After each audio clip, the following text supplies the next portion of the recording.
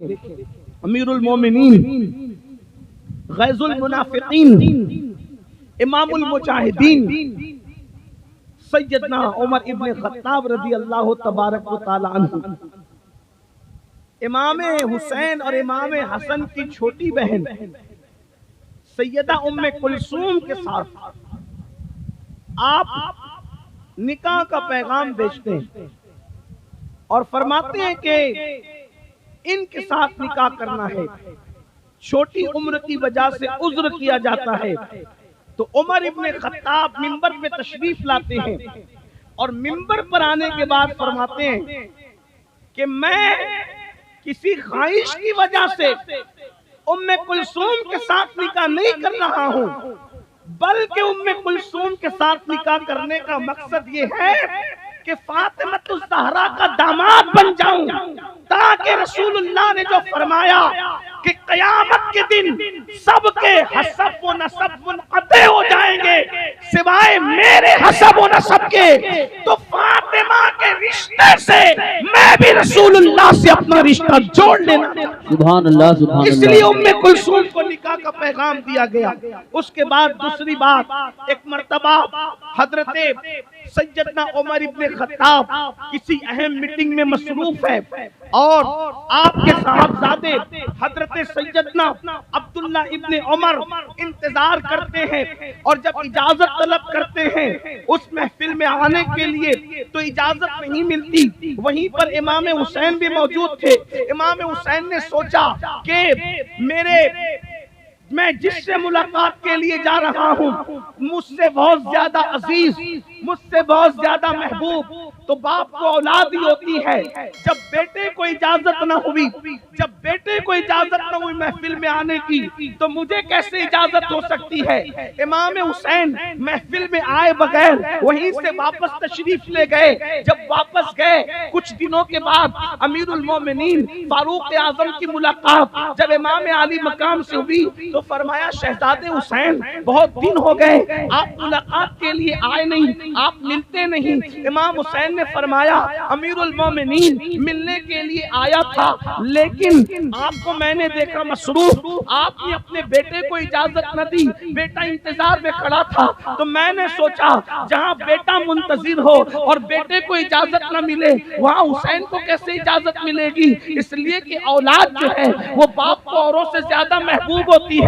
تو فاروق اعظم رضی اللہ تعالیٰ عنہ نے فرمایا حسین وہ عبداللہ اور ہے اور تم اور ہو، تم ابن رسول ہو، اور تم یہ سوچتے ہو کہ عبداللہ کو اجازت نہ ملی تو آپ کو کیسے اجازت مل سکتی ہے؟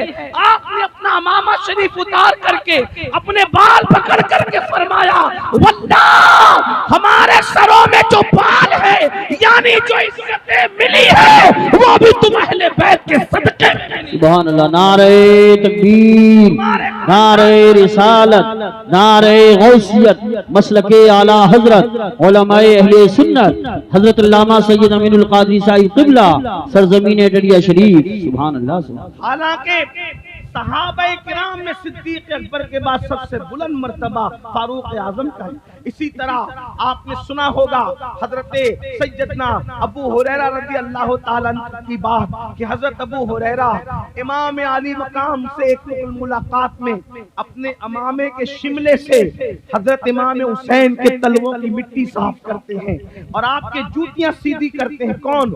حضرت ابو ہریرہ۔ عمر میں بڑا فرق ہے، ابو ہریرہ کی داڑھی سفید ہو چکی ہے، امام علی مقام کی داڑھی کالی ہے۔ یہ ساری چیزیں کبھی آپ محسوس کرتے، کبھی سوچا آپ نے کہ یہ لوگوں نے محبت کی اور ہم پر قیامت تک اہل بیت کی محبت فرض ہے۔ امام شافعی کہتے ہیں جس کو جد المختار میں امام اہل سنت نے لکھا یا اہل البیت رسول اللہ حبکم فرض من اللہ فی القرآن انزلہ یکفیکم من عظیم الفخر انکم من لم یصلی علیکم لا صلاۃ لہ، کہ اے رسول اللہ کی اہل بیت تم لوگوں کی محبت کو اللہ نے قرآن میں ہم پہ فرض کیا ہے، یعنی قرآن میں فرض کر دی گئی ہے محبت اہل بیت، اور فرمایا کیا یہ فخر تمہارے لیے کافی نہیں ہے کہ اس وقت تک کہ ہماری نمازیں مکمل نہیں ہوتی جب تک ہم اہل بیت پہ درود نہیں پڑھ لیتے۔ اللہ اللہ کے رسول علیہ السلام نے جگہ جگہ اہل بیت کا ذکر کیا. خطبہ حجۃ الوداع میں فرمایا کہ میں تمہارے درمیان دو بھاری چیزیں چھوڑ کے جا رہا ہوں, ایک قرآن ہے اور دوسری میری اہل بیت ہے. فرمایا جب تک دونوں کو پکڑے رہو گے کبھی گمراہ نہیں ہوں گے. میرے آقا علیہ السلام کے پیارے دیوانوں, اے میری قوم کے جوانوں, کیا اللہ کے رسول علیہ السلام اپنی اولاد کی محبت کی وجہ سے ہم پہ یہ فرض کر کے گئے, اپنی اولاد کی محبت کی وجہ سے ہم پہ لازم کر کے گئے؟ اگر آپ باریک بینی کے ساتھ دیکھیں گے تو اب اصل جو گفتگو آپ کو سمجھنے کی کوشش کرنا ہوگا. میں اپنے سب بھائیوں سے گزارش کرنا چاہتا ہوں, آپ لوگ مجھ سے بہت محبت کرتے ہیں, میں آپ کی محبت کی قدر کرتا ہوں, لیکن اگر آپ چپ رہ کر خاموش رہ کر آنے والی گفتگو سنیں گے تو مجھے زیادہ خوشی ہوگی. اب آپ توجہ کرنا, ماؤں اور بہنوں کی بھی توجہ چاہتا ہوں.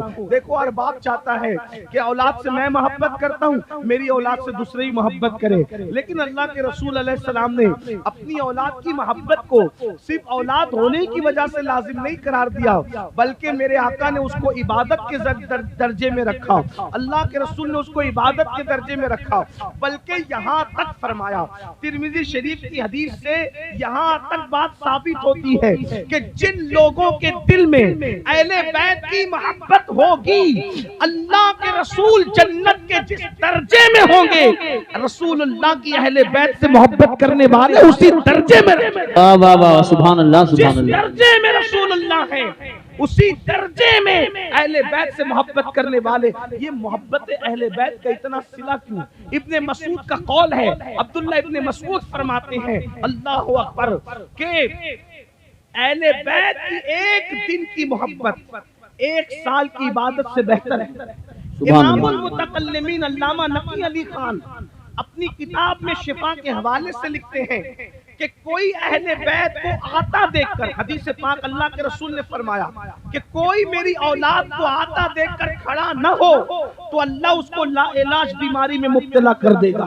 یعنی اہل بیت کے معاملے میں اس قدر تاکید ہے, وہ آئے تو کھڑے ہو جاؤ, اگر نہیں کھڑے ہوئے تو تم لا علاج بیماری میں مبتلا ہو جاؤ گے.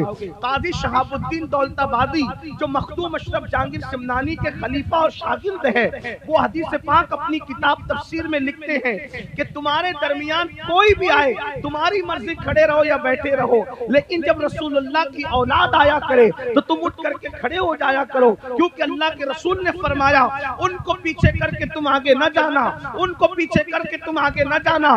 جو میری اولاد کو, میری اہل بیت کو پیچھے کر کے آگے جائے گا, قیامت کے دن جب وہ آئے گا تو اس کی پیشانی پہ لکھا ہوگا یہ اللہ کی رحمت سے محروم کر دیا گیا ہے, اور اس کا چہرہ سیاہ کر دیا جائے گا.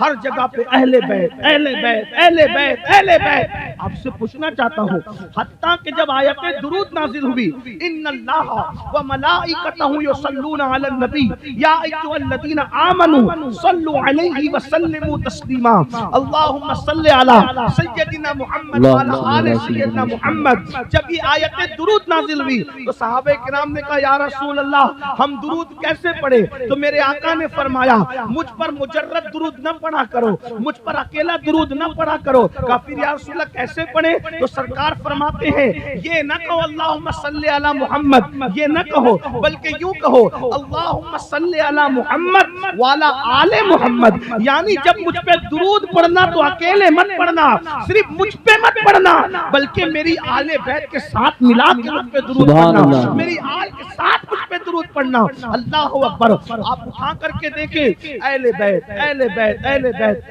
حتیٰ کہ یہ آیت مبارکہ جب نازل ہوئی, اللہ تبارک و تعالی قرآن مقدس میں ارشاد فرماتا ہے وقفوہم انہم مسئولون, کہ ان کو روکا جائے گا, سوال کیا جائے گا. تو ابن حجر اسقلانی ابن حجر مکی اپنی کتاب میں لکھتے ہیں وقفوہم انہم مسئولون, ان کو روک کر کے پوچھا جائے گا. تو کیا پوچھا جائے گا؟ ابن حجر اس کی تفسیر کرتے ہوئے بیان کرتے ہیں اللہ اکبر, کہ جب نماز روزے حج زکات کے سارے حساب ہو جائیں گے تو پھر روکا جائے گا جنت میں جانے سے پہلے کہ تم نے رسول اللہ کی اہل بیت سے محبت کی تھی, ان کا حق ادا کیا تھا یا نہیں کیا تھا.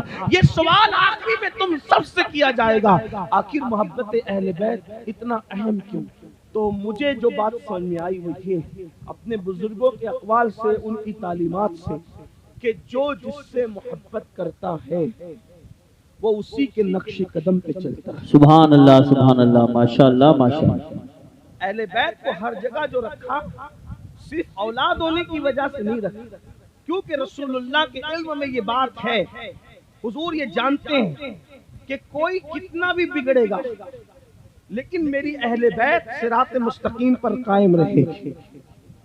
حضور علیہ الصلوۃ والتسلیم کی نگاہیں دیکھ رہی تھی، سن 60 ہجری کا طوفان آئے گا اور 60 ہجری کے طوفان میں دین بدلا جائے گا، سنت رسول بدلی جائے گی، عدل و انصاف کا قانون بدلا جائے گا، محرمات کے ساتھ نکاح کی ترکیبیں بنے گی، سود عام ہوگا، شراب اعلانیہ پی جائے گی۔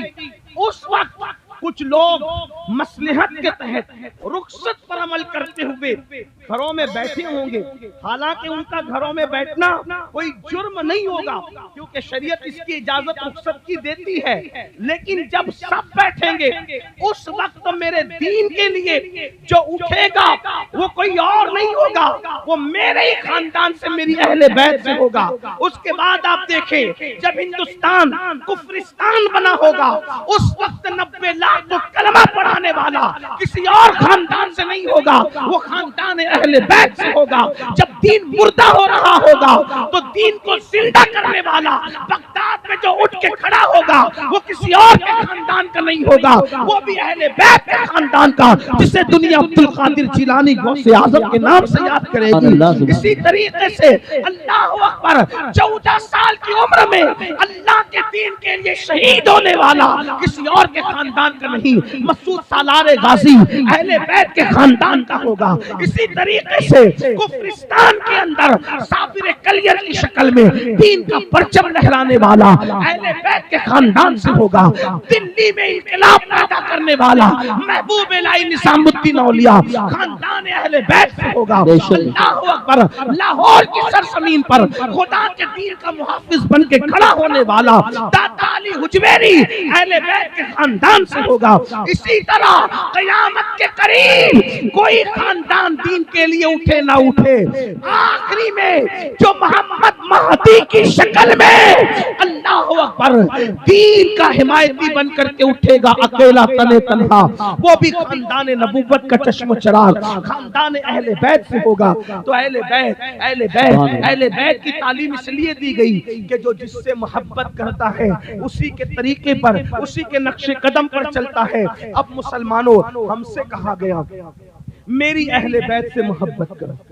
اب جب دل میں محبت کسی کی بھی پیدا ہو، کسی کی بھی محبت کسی کی بھی پیدا ہوتی ہے تو آدمی بولنے میں اس کی نقل کرتا ہے، چلنے میں اس کی نقل کرتا ہے، کردار میں اس کی نقل کرتا ہے، کھانے پینے میں اس کی نقل کرتا ہے، گفتار میں اس کی نقل کرتا ہے۔ یہ سب کچھ چیزیں ہوتی ہے۔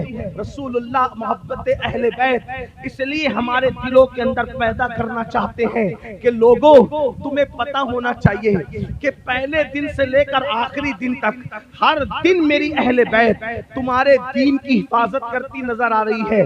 جب تم ان سے محبت کرو گے تو تم دین کے مخالف نہیں جاؤ گے بلکہ تم بھی دین کے حمایتی بنو گے، تم بھی دین کے حامی بنو گے۔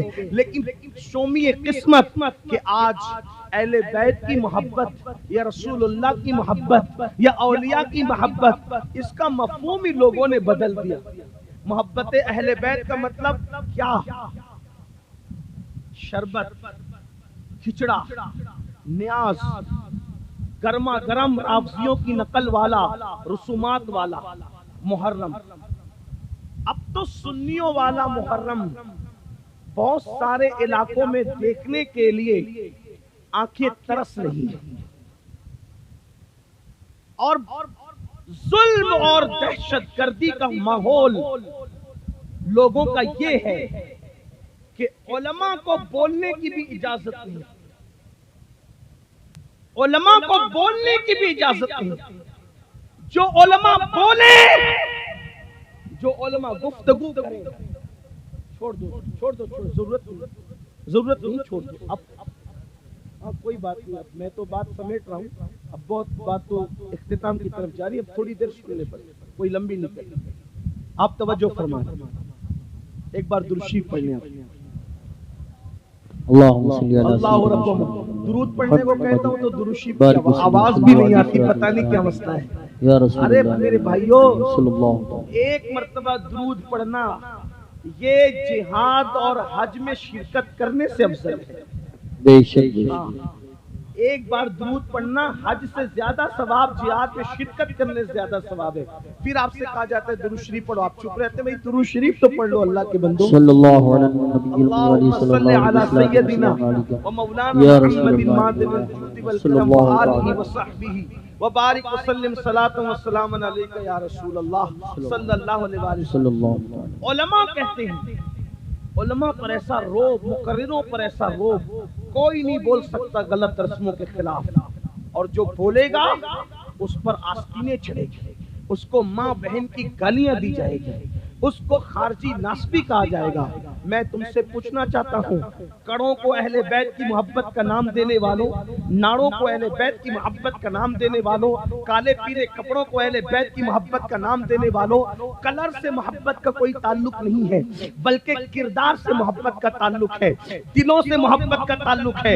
اللہ کے رسول صلی اللہ علیہ وآلہ وسلم جو اہل بیت کی محبت کی دعوت دے رہے تھے، اس لیے دے رہے تھے تاکہ اے لوگوں، جس وقت لوگ گمراہی کے دلدل میں پھنسے، اس وقت تمہیں امام حسین کا کردار یاد ہونا چاہیے کہ حسین نے کس طرح کردار سے زندگی گزاری، امام علی مقام کی زندگی کیا تھی، امام حسن پاک کی زندگی کیا تھی، ان کی زندگیاں ہم بھول گئے۔ میں آپ سے پوچھنا چاہتا ہوں، آپ مجھے بتائیں کہ کربلا کے 3 دن صرف ہم امام علی مقام کو دیکھ لیں اور پھر اپنے آپ کو دیکھیں، بہت توجہ کے ساتھ آپ سننا، امام علی مقام کو دیکھیں اور اپنے آپ کو ہم دیکھیں تو آپ کو یہ بات معلوم کرنی پڑے گی کہ ہم حسینی کردار پر ہیں یا یزیدی کردار پر ہیں۔ بڑی معذرت کے ساتھ حسینی کہلا کر یزید کا کردار زندہ کرنے والی قوم اگر زمین کی پشت نے دیکھا ہوگا تو وہ 14ویں صدی نے دیکھا، 14ویں صدی کے اندر دیکھا۔ اللہ اکبر، جتنے پاپ، جتنے جرائم یزید کر رہا ہے وہ سارے جرائم اس قوم کے اندر موجود ہے جو اپنے آپ کو حسینی کہہ رہی ہے۔ امام حسین کا کوئی کردار اس قوم کے اندر موجود نہیں، وجہ اس لیے کہ امام علی مقام کی زندگی پڑھی نہیں، امام علی مقام کی زندگی سنی نہیں، صرف بس جذباتی نعرے، ہر جگہ جذباتی نعرے، ہر جگہ جذباتی